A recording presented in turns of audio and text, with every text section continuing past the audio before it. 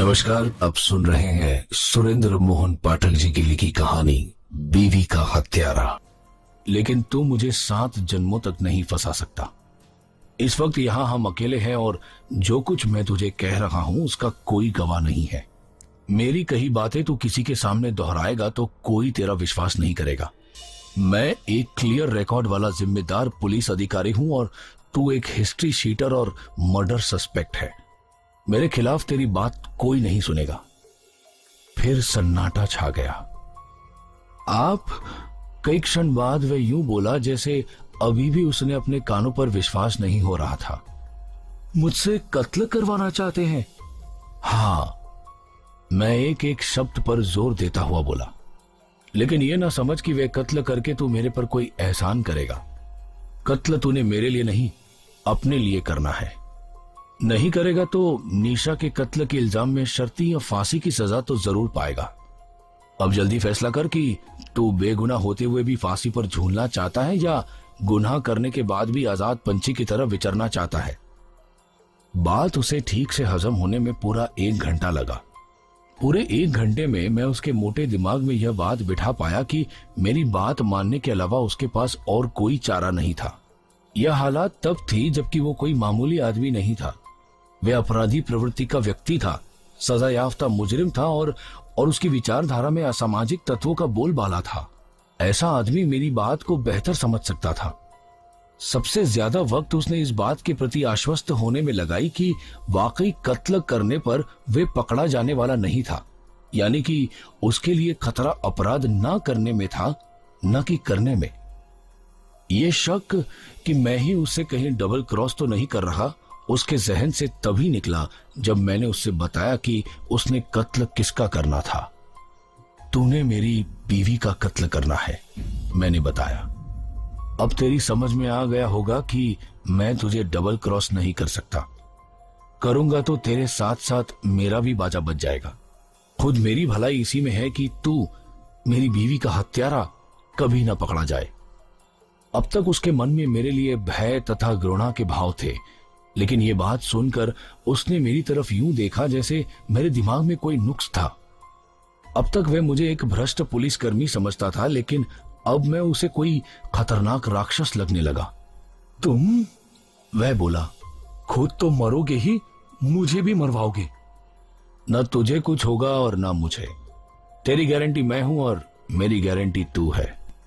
मैं तुम्हारी गारंटी कैसे हूं? क्योंकि तेरे पास मेरी बीवी का अपने लिए एक नितांत अजनबी का कत्ल करने की कोई वजह नहीं। हर अपराध का उद्देश्य होता है। इस कत्ल में उद्देश्य ही वह चीज है जो लाख सिर पटकने पर भी किसी के पल्ले नहीं पड़ने वाली। कोई उद्देश्य नहीं, कोई गवाह नहीं, कोई सूत्र नहीं, कत्ल की कोई वजह नहीं। तूने मेरी बीवी की सूरत तक नहीं देखी।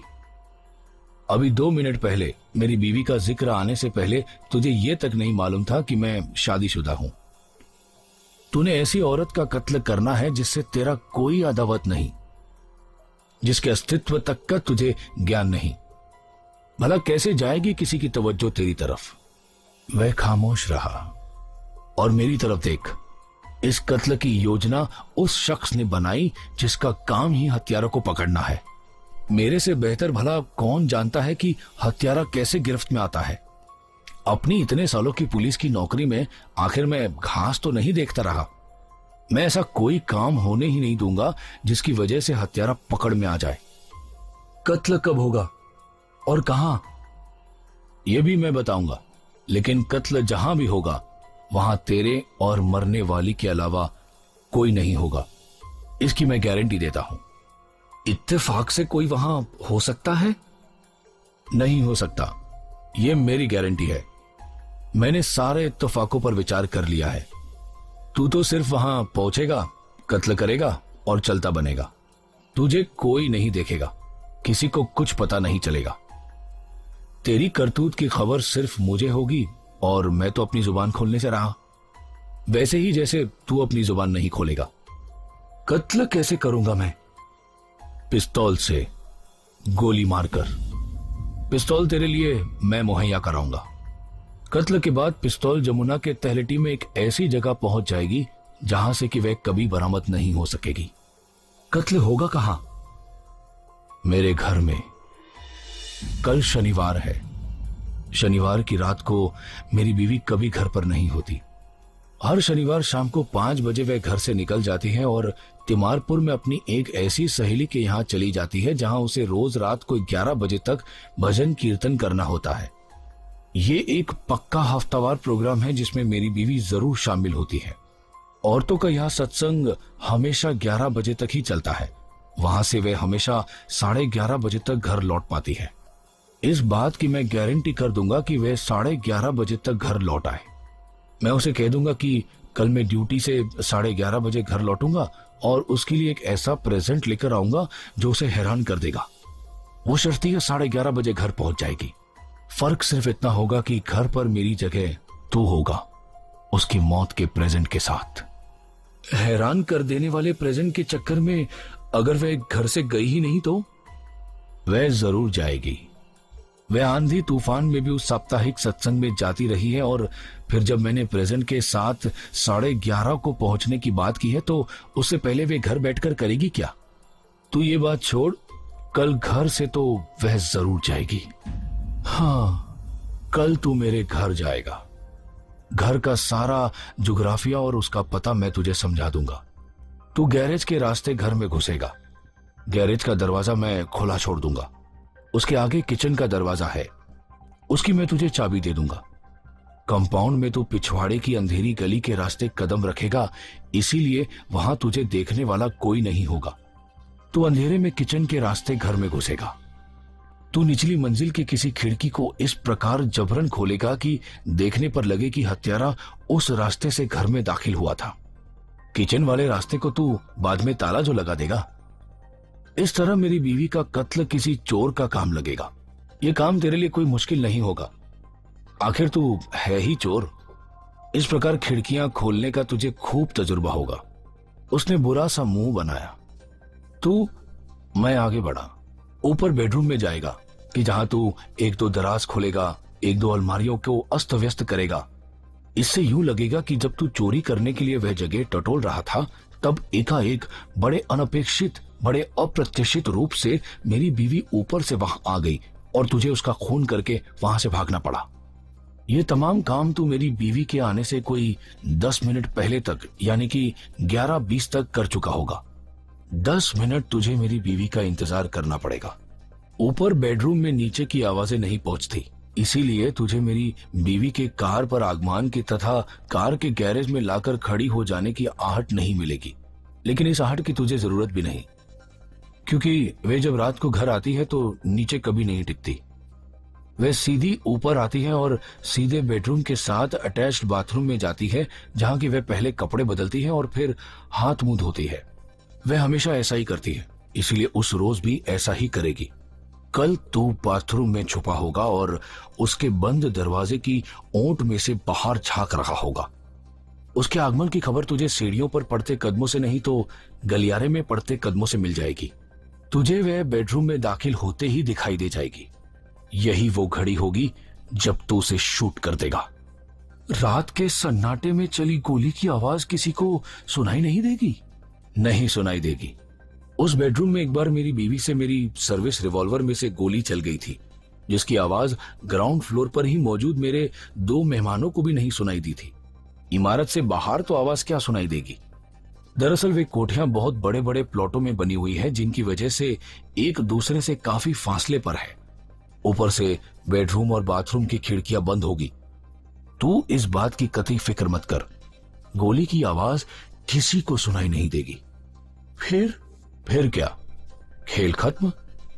फिर तो इमारत से बाहर निकलेगा और जैसे चुपचाप वहां पहुंचा था वैसे ही चुपचाप वहां से निकल जाएगा। ओह, अगले 2 घंटे हम हत्या की उस योजना को बार बार दोहराकर उसके नुक्स निकालते रहे, उसकी नोक पलक सुधारते रहे। उस दौरान मैंने विपिन की दर्जनों शंकाओं और दर्जनों आपत्तियों के जवाब दिए। आजकल रात को उसकी एक आपत्ति थी, पुलिस की गश्त बहुत होती है। ऊपर से सर्दियों के दिन होने की वजह से रास्ते बहुत जल्द सुनसान हो जाते हैं। फर्ज करो कि आपकी कोठी से तो मैं सुरक्षित निकल आता हूं, लेकिन अगर मुझे गश्ती पुलिस पकड़ सवाल करना शुरू कर देगी तो? ऐसा हो सकता है, मैंने स्वीकार किया। वे तेरे से पूछ सकते हैं कि इतनी रात गए तू कहां से आ रहा है, लेकिन अगर तेरा उत्तर संतोषजनक होगा तो वे तुझे कुछ नहीं कहेंगे। मेरा उत्तर संतोषजनक कैसे होगा?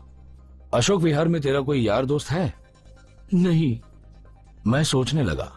माई बाप, मैं बोला, जवाब इस बात को निगाह में रख के देना कि मैं प्रोबेशन पर छूटा हुआ अपराधी हूं। सुन, एकाएक मैं निर्णयात्मक स्वर में बोला, अशोक विहार में जो दीप सिनेमा है वे मेरे घर से बहुत करीब है। तू आज ही वहां जाकर कल नाइट शो की एक टिकट ले आ। कल तू सिनेमा में जाकर बैठ जाना। खिड़की तू कितनी देर में खोल लेगा? 5 मिनट, बड़ी हद से हद 10 मिनट में। गुड। 5-7 मिनट का काम बेडरूम को अस्त व्यस्त करने का है। मैंने मन ही मन हिसाब लगाया और फिर बोला, तू 11:15 बजे या उससे भी थोड़ा पहले सिनेमा से निकल आना और मेरे घर में आकर अपना काम समाप्त करके वापस सिनेमा में बैठ जाना। टिकट का आधा टुकड़ा जो तुझे गेट कीपर से हासिल होगा संभाल कर रखना। शो खत्म होने पर भीड़ के साथ सिनेमा घर से बाहर निकलना और एक 3 व्हीलर पर सवार होकर काका नगर अपने घर पहुंच जाना। अब गश्ती पुलिस द्वारा रोक कर पूछे जाने पर तेरे पास बड़ा संतोषजनक जवाब होगा कि तू सिनेमा देखकर आ रहा था। वे यह नहीं पूछेंगे कि जब मैं रहता काका नगर में हूं तो मैं वहां से इतनी दूर अशोक विहार में सिनेमा देखने क्यों आया। यह सवाल तेरे से पूछा जा सकता है, लेकिन इसका संतोषजनक जवाब पहले से ही तुझे हासिल है। क्या? दीप टॉकीज में आजकल मुगले आजम चल रही है। यह फिल्म आज की तारीख में दिल्ली में और कहीं नहीं लगी हुई। अपनी पसंदीदा फिल्म देखने के लिए तो लोग दूसरे शहर से पहुंच जाते हैं, तो तू तो फिर भी दिल्ली का दिल्ली में ही है। वह कुछ क्षण सोचता रहा और फिर बोला, ठीक है, मैं आज ही जाकर कल रात की टिकट ले आऊंगा। एक बात और, मैं चेतावनी भरे स्वर में बोला, फिल्म देखकर घर जाकर लगने में तुझे 1:30-2 बज सकते हैं, लेकिन अगली सुबह अपनी दूध बांटने की ड्यूटी पर तो तुझे हर हाल में जाना है, समझा? हाँ, समझ गया। सब काम पूरी चौकसी और पूरी होशियारी से अंजाम देगा तो परसों के अखबार में अपनी आंखों से पढ़ लेगा कि निशा नामक कैबरे डांसर का हत्यारा गिरफ्तार हो चुका है। उसके बाद तेरी चिंता खत्म। उसके बाद यह भी भूल जाना कि कभी कोई इंस्पेक्टर रवि शर्मा तुझे मिला था। मैं उठ खड़ा हुआ। पिस्तौल और किचन के दरवाजे की चाबी कल दिन में मैं तुझे यहां पहुंचा दूंगा, यहां मौजूद रहना। उसने सहमति में सिर हिलाया। मैंने पलंग पर बिखरे जेवर उठाकर वापस खाली लिफाफे में भर दिए और लिफाफा अपने जेब में रख लिया, और फिर विपिन पर अंतिम चेतावनी भरी निगाह डालकर मैं वहां से विदा हो गया। अपनी बीवी की हत्या का, अपनी उस बीवी की हत्या का जिसे मैं दिलो जान से चाहता था, मैंने मुकम्मल इंतजाम कर लिया था। कल रात 11:30 बजे मुझे अपनी बेवफा बीवी से निजात मिलने वाली थी। मेरा ईश्वर गवाह है कि मैं अपनी बीवी से बेपनाह मोहब्बत करता था, लेकिन जिस बीवी ने मुझसे बेवफाई करके मेरी मोहब्बत पर थूका था, उसे मैं जिंदा नहीं छोड़ सकता था। उसकी जिंदगी एक ही सूरत में बच सकती थी कि मैं खुद मर जाऊं और फिर वह मेरी विधवा के तौर पर जैसी चाहे वैसे रंगरलियां मनाए, चाहे किसी राजेश के साथ लेटे या सुरेश के साथ। लेकिन मेरा आत्महत्या करने का कोई इरादा नहीं था। पंडारा रोड के एक रेस्टोरेंट में मैं बैठा खाना खा रहा था, जबकि मेरी निगाह बगल के मेज पर लावारिस पड़े इवनिंग न्यूज पर पड़ी। अखबार के मुख पृष्ठ की सुर्खी थी, कैबरे डांसर का हत्यारा गिरफ्तार। मैंने जल्दी से अखबार उठा लिया। बाई लाइन में मुझे सूरज जोशी का नाम दिखाई दिया। मैंने जल्दी से सुर्खी के नीचे छपी खबर पढ़नी आरंभ की। लिखा था, आज दोपहर को स्थानीय पुलिस ने सुंदरनगर के एक फ्लैट में हुई निशा नामक कैबरे डांसर की हत्या के लिए जिम्मेदार व्यक्ति को गिरफ्तार कर लिया है।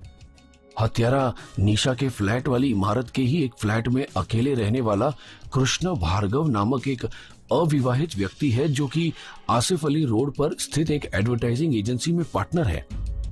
हत्यारे की पोल उसी की एजेंसी में काम करती एक युवा आर्टिस्ट गरिमा सहाय ने खोली।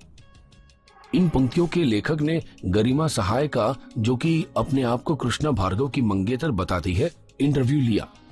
गरिमा सहाय के बयान के मुताबिक ऐन हत्या के वक्त कृष्णा भार्गव हतप्राण के फ्लैट में उसके साथ था।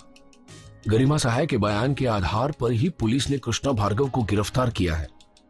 अभी तक यह स्पष्ट नहीं हो पाया है कि पुलिस ने उसे अभी सिर्फ संदेह के आधार पर हिरासत में लिया है या उसे दफा 302 के अंतर्गत चार्ज लगाकर गिरफ्तार किया है। रवि शर्मा नामक जो इंस्पेक्टर केस की तफ्तीश कर रहा है, बहुत कोशिश करने के बाद भी इन पंक्तियों का लेखक उससे संपर्क स्थापित नहीं कर सका। मैंने अखबार फेंक दिया। खाने में मेरी रुचि अब कतई नहीं रही थी। वह खबर मेरा बना बनाया काम बिगाड़ सकती थी। उसे पढ़कर विपिन कुमार मेरे हाथ से निकल सकता था और मेरा काम करने से इनकार कर सकता था। अब मैंने ऐसी चाल चलनी थी जिससे या तो कल सुबह के अखबार में कृष्णा भार्गव की रिहाई की खबर छपे और या फिर ये छपे कि उसे केवल फर्दर क्वेश्चनिंग के लिए ही हिरासत में लिया गया था, यानी कि वह गिरफ्तार नहीं था। आनन फानन में मैं निजामुद्दीन की तरफ रवाना हो गया। एएसपी के कमरे में उसके अलावा सब इंस्पेक्टर मुकंदलाल और रमेश टोकस मौजूद थे। एएसपी ने यूं जाहिर किया जैसे मेरे वहां आगमन की तरफ उसकी तवज्जो नहीं गई थी, लेकिन मैं जानता था कि अपना आक्रोश जाहिर करने के लिए वह मुझे देखकर भी अनदेखा कर देगा। नमस्ते साहब, मैं बोला। एएसपी ने बड़े यत्न से सिर उठाकर मेरी तरफ देखा। नमस्ते, वह व्यंग्यपूर्ण स्वर में बोला। याद आ गया आपको यहां आना? मैं खामोश रहा। तशरीफ रखिए। मैं बैठ गया। मेरी नॉलेज के बिना आप दिल्ली पुलिस में कश्मीर तो नहीं लग गए? जी नहीं, मैं अपने स्वर को भरसक संतुलित रखने का प्रयत्न करता हुआ बोला। मैंने तो यही समझा था। कल से आपके थाने में दर्शन जो नहीं हुए। एएसपी मेरा बाजा बजाने के लिए पूरी तरह दृढ़ प्रतिज्ञा मालूम होता था। अब आक्रमण में ही मेरा बचाव था। कहां थे आप कल से? एएसपी ने मुझे पूछा। और इतने खुफिया तरीके से कौन सा तीर मार रहे थे? वह भी बताता हूं, मैं कठोर स्वर में बोला। लेकिन पहले आप मुझे यह बताइए कि कृष्णा भार्गव को किसकी अकलमंदी के बिना पर गिरफ्तार किया है? क्यों? क्या नुक्स है उसकी गिरफ्तारी में? वो बेगुनाह है। तुम्हें कैसे मालूम? मैं हत्यारे को पहचानता हूं, इसीलिए मालूम है। कौन है हत्यारा? अगले 36 घंटों में वो आपके सामने होगा। अगले 36 घंटों में? ऐसी स्टेटमेंट पुलिस पब्लिक के लिए इशू करती है, पुलिस के लिए नहीं। महकमे की पुड़िया महकमे को ही देने की कोशिश मत करो। जो कुछ जानते हो साफ साफ बताओ। अभी मैं कुछ बताने की स्थिति में नहीं हूं। तुम? एएसपी फट पड़ा। क्या समझते हो अपने आप को? शर्लॉक होम्स हो? क्या तुम्हें फिर से समझाना होगा कि पुलिस का काम टीम वर्क के बिना नहीं चलता? तुम अपने आप को महकमे से अलग समझते हो? तुम्हें नहीं मालूम कि अपनी हर हरकत की तुम्हें ऊपर रिपोर्ट देनी होती है? तुम्हारे जोड़ीदार टोकस तक को मालूम नहीं कि तुम कहां हो, क्या कर रहे हो? इस गुपचुप का मतलब? मैं केस पर ही काम कर रहा था। लेकिन रिपोर्ट क्यों नहीं दी? मौका नहीं लगा, नौबत नहीं आई। अब तो मौका लग रहा है, अब तो नौबत भी आ गई है। लेकिन अभी मेरी तफ्तीश अधूरी है। अगले 36 घंटे में तुम अपराधी को मेरे सामने लाकर खड़ा करोगे, यही ना? मैं खामोश रहा। रिपोर्ट पूरी है या अधूरी, मैं सुनना चाहता हूं। पहले आप ये तो बताइए कि कृष्णा भार्गव को क्यों गिरफ्तार किया गया? मजबूरन गिरफ्तार किया गया। न करते तो प्रेस में हमारी चिचलेदरी होती। हिंदुस्तान टाइम्स के उस रिपोर्टर ने, क्या नाम है उसका? सूरज जोशी, टोकस बोला। हाँ, सूरज जोशी। उसने गरिमा सहाय को खोज निकाला था। अगर जाहिर होती तो यह हमारे लिए शर्म की बात होती कि इस केस में एक रिपोर्टर का ज्ञान हमसे कहीं ज्यादा है। कृष्णा भार्गव को गिरफ्तार करके हमने यह स्थापित किया है कि गरिमा सहाय की हमें खबर थी और उसके बयान के आधार पर कृष्णा भार्गव को गिरफ्तार करने का हमारा इरादा पहले से ही था। लेकिन सर, वो अपराधी नहीं है। एक ही बात की रट बार बार मत लगाओ इंस्पेक्टर रवि शर्मा। तफ्तीश के जो तीर तुमने मारे हैं उन पर आओ। बेहतर, पहले मैं आपके सामने केस की मोटी मोटी बातें रिव्यू करता हूं। पहले राम कुमार अग्रवाल को लीजिए। ये बात मेरी ही तफ्तीश से प्रकाश में आई थी कि उसके निशा के साथ नाजायज ताल्लुकात थे और उसी की वजह से वो उसे ब्लैकमेल कर रही थी। गंदी तस्वीरों की नेगेटिव क्योंकि उसी के फ्लैट से बरामद हुए थे, इसीलिए कहा जा सकता है कि शायद लड़की खुद ही अग्रवाल को ब्लैकमेल कर रही थी। इस बात को हत्या का उद्देश्य माना जा सकता है। अग्रवाल के लिए? जी हाँ, ये न भूलिए कि उसने अभी तक भी हत्या के समय की अपनी कोई एलिबाई पेश नहीं की है। इन बातों के बिना पर उसे मर्डर सस्पेक्ट माना जा सकता है, लेकिन क्योंकि वह बड़ा आदमी है और इसीलिए हमने ऐसी कोई कोशिश नहीं की। मतलब साफ है, अगर वह कोई मामूली आदमी होता तो आपका हुक्म होता कि मैं पहाड़ की तरह उस पर टूट पड़ूं, लेकिन मुझे ऐसा कोई हुक्म नहीं हुआ। न सिर्फ हुक्म नहीं हुआ, बल्कि कल जब वह यहाँ पेश हुआ तो मुझे उससे बात करने तक का मौका न दिया गया, जबकि आप ही ने मुझे कहा था कि उससे जो पूछताछ होगी मेरी मौजूदगी में होगी, और जबकि मैं इसी वजह से निर्धारित वक्त पर यहाँ हाजिर था। कितने अफसोस की बात है कि मेरा आला अफसर खुद मेरे काम में अड़ंगे लगाता है और खुद मुझ पर यह इल्जाम भी लगाता है कि मैं काम नहीं करता। मेरे अकेले काम करने की वजह यही है कि मैं नहीं चाहता कि मेरे काम में किसी की ऐसी दखल अंदाजी हो जो अपनी ड्यूटी भुगतने में मेरे रास्ते की रुकावट बनता हो। एएसपी के चेहरे ने कई रंग बदले। वैसे मैं अग्रवाल को हत्यारा नहीं मानता। एएसपी के मूड की परवाह किए बिना मैं आगे बढ़ा। मुझे पूरा विश्वास है कि उसके पास कोई वाटरप्रूफ एलिबाई है जिसे कि वह अभी तक जुबान पर नहीं लाना चाह रहा।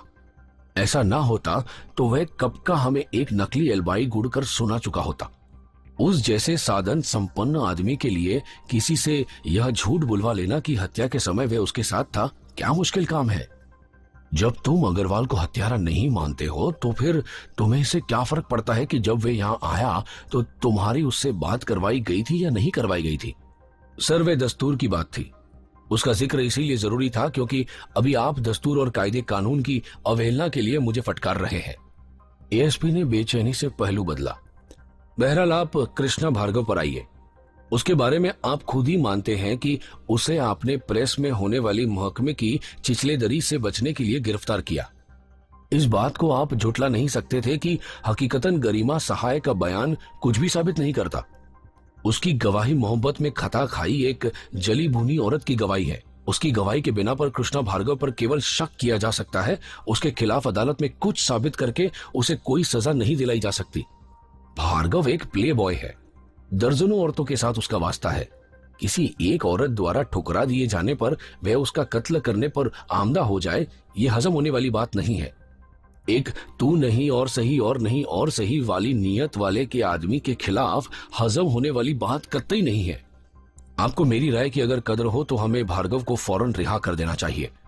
उस शख्स को गिरफ्तार करना हमारे महकमे के लिए ज्यादा छिचलेदरी की बात है। वह फॉल्स अरेस्ट की दुहाई दे सकता है, महकमे पर मानहानि का केस भी कर सकता है। उसने, टोकस बोला, पहली बार में गलत बयान दिया था। उस गलत बयानी के जेरे साया वह मानहानि के मुकदमे जैसा कोई कदम उठाने के हौसला नहीं रख सकता, लेकिन फॉल्स अरेस्ट के बिना पर प्रेस में हमारी छिचलेदरी फिर भी करा सकता है। टोकस फिर ना बोला। मैंने देखा कि एएसपी मेरी बात से प्रभावित दिखाई दे रहा था। मुझे अपना काम बनने की पूरी उम्मीद हो गई। एएसपी को प्रेस में अपनी इमेज की बेहद फिक्र जो रहती थी। अब आप एएसपी श्रीवास्तव पर आइए। मैं बोला, श्रीवास्तव लड़की का एजेंट है और उसे अपनी बेटी के समान मानता है। हत्या के समय की ठोस एलिबाई उसके पास भी नहीं, लेकिन साथ ही उसके पास हत्या का कोई उद्देश्य भी नहीं है। लड़की की मौत से उसे किसी भी तरीके का कोई फायदा पहुंचता नहीं दिखाई देता। सर, मैं अपने स्वार्थ के लिए हर किसी की पैरवी किए जा रहा था। विपिन इसी डर से मेरे से फंसा रह सकता था कि उसे हत्यारा साबित किया जा सकता है।